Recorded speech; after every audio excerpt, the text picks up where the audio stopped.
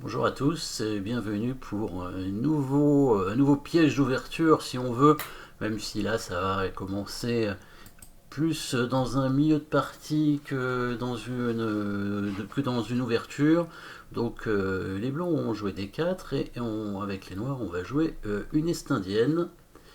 En tout cas une formation est-indienne puisque l'est-indienne serait avec le coup C4 hein, pour les blancs, hein. Donc là, les blancs vont jouer fou G5 et ils vont jouer un petit peu comme un système de Londres après, avec le coup fou G5. Alors ici, les blancs auraient pu rentrer dans une sorte de Pirquin, ou de moderne, hein, comme on veut, plutôt plus une moderne parce qu'on ne pourrait pas obtenir cette position dans la Pirque étant donné que le cavalier en F6 au deuxième coup attaquerait le pion E4 et il aurait fallu le défendre autrement qu'avec le cavalier en D2, sinon le fou ne pouvait pas sortir en G5. Voilà, plutôt une position de moderne. Alors il a préféré jouer E3 et du coup on reste dans un système euh, d'ouverture du pion dame avec une formation donc est-indienne ici. Hein, on reconnaît un petit peu la structure avec évidemment le fou en fianchetto sur le roi qui permet de bien protéger le roi. Ici, la formation en pyramide ou en triangle avec le pion de pointe bien soutenu bloque évidemment ce fou de case noire. Les noirs ont intérêt à attaquer ce pion avec le coup C5.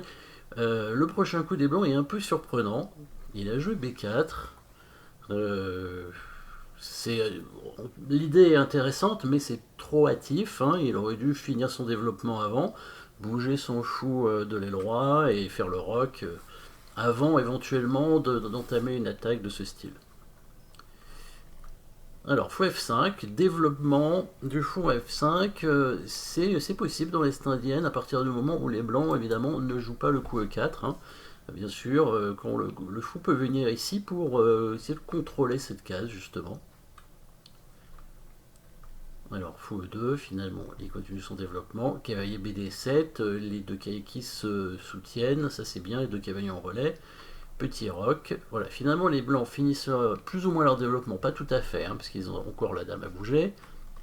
Prise en B4, prise, et tour C8. On voit que ce sont les noirs hein, finalement qui récupèrent cette colonne.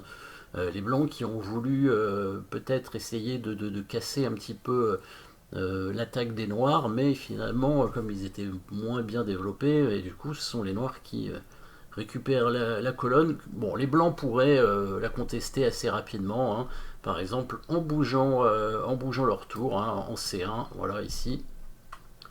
Les noirs pourraient changer, mais n'auraient pas vraiment la possibilité de récupérer la colonne tout de suite. Peut-être une possibilité quand même d'attaquer ce pion ici en B4, qui est un peu fait, mais rien de particulier. En tout cas, bon, on voit que les blancs n'ont rien obtenu de l'ouverture, hein, ça c'est sûr.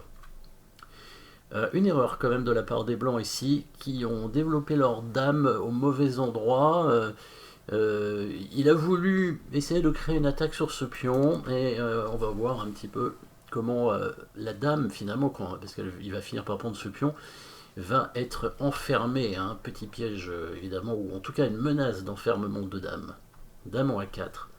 Là, le bon coup, cavalier D5 ici, qui permet de menacer discrètement hein, une fourchette avec le cavalier en C3, d'où probablement le coup B4. Hein, on voit que c'était quand même pas un coup très, très ingénieux au septième coup, hein, qui a affaibli énormément en fait certaines cases dans le camp des blancs.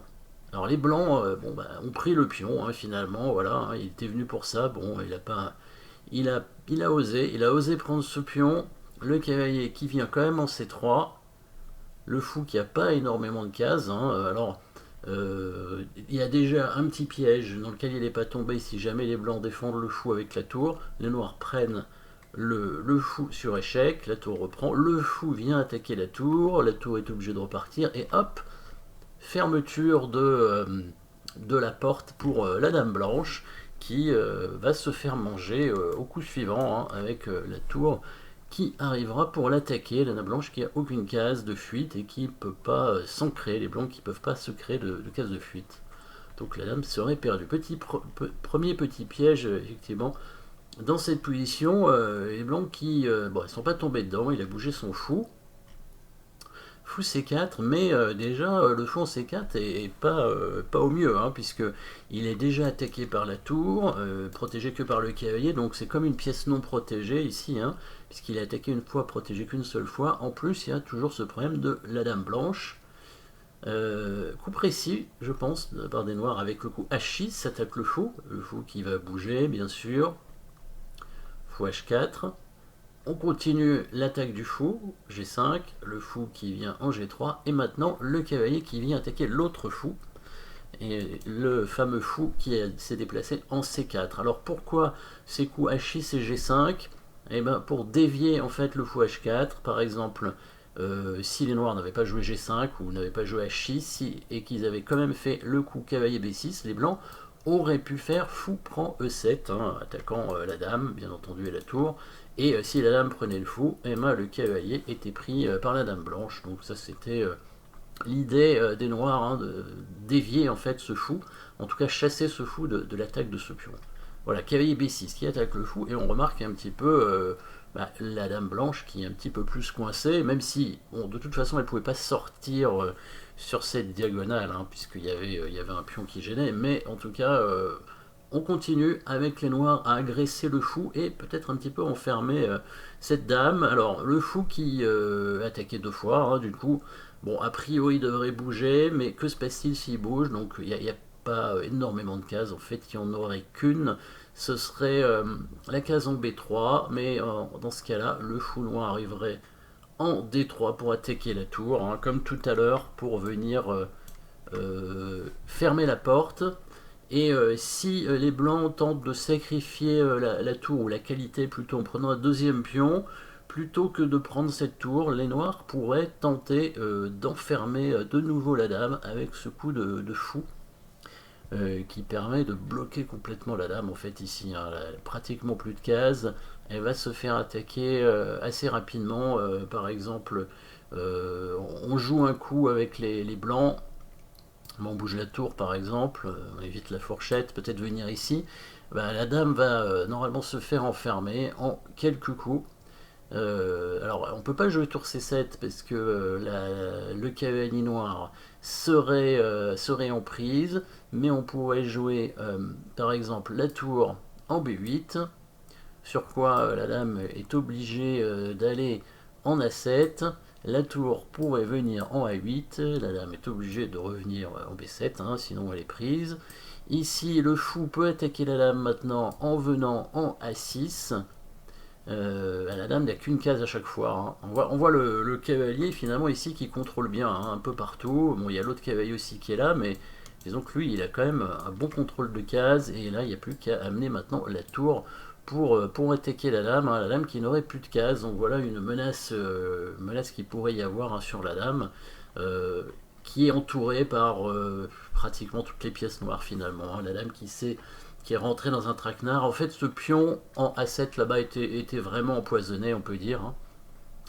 On peut revenir à la partie qui va pas durer très longtemps à partir de maintenant. Les blancs ont tenté de sortir leur dame en sacrifiant le pion central avec le coup E4. Cavalier, alors E4, si le cavalier donc prend le fou en C4, le fou en F5 serait pris, et bon, ce serait un échange, les blancs reperdraient un pion, mais ils en ont pris un là-bas, donc au moins ils perdraient pas leur dame, c'est sûr. Bah, les noirs prennent tout simplement le pion avec le cavalier, le fou étant toujours attaqué, les blancs échangent les cavaliers. Alors si le fou revient en E2, les noirs avaient prévu de prendre tout simplement le cavalier en D2 pour dévier et récupérer. Bon, il y a plusieurs coups possibles, hein. On pourrait jouer la tour en C2, par exemple, avec l'idée sur tour D1 qui protège le cavalier parce qu'il ne peut pas bouger à cause du fou derrière, de jouer la dame en C7 et de continuer l'agression sur la dame, hein, ce qui a l'air très intéressant. Ou les noirs pourraient aussi tout simplement prendre le pion en D4, hein, pour menacer la tour, menacer aussi d'enfermer la dame à tout moment, hein, et menacer aussi le coup tour C2 qu'on a vu, les noirs qui auraient déjà gagner un pion ici.